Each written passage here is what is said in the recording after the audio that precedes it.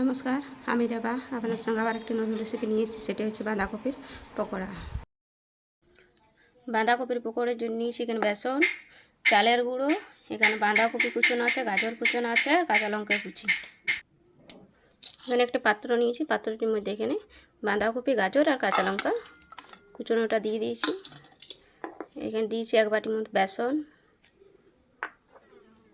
আর half বাটি চালের গুঁড়ো।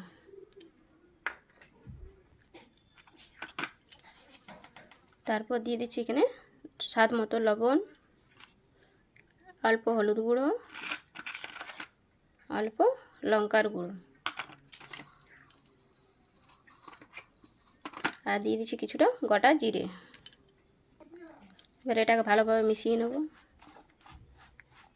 এখানে অল্প অল্প জল দেব। এটা জল দিয়ে ভালোভাবে এটাকে মিশিয়ে নেব। ব্যাটারটা রেডি হয়ে গেছে, এবার এটাকে ভেজে নেব।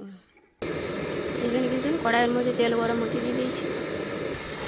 তেলটা ভালোভাবে গরম হয়ে গেছে, এবার এর মধ্যে আমি এটাকে দিই।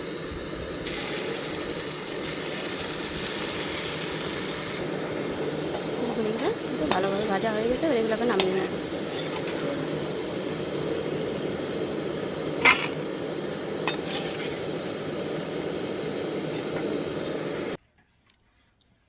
দেখুন তৈরি হয়ে গেছে বাঁধাকপির পকোড়ি। তো এইভাবে বানিয়ে খাবেন, অবশ্যই ভালো লাগবে।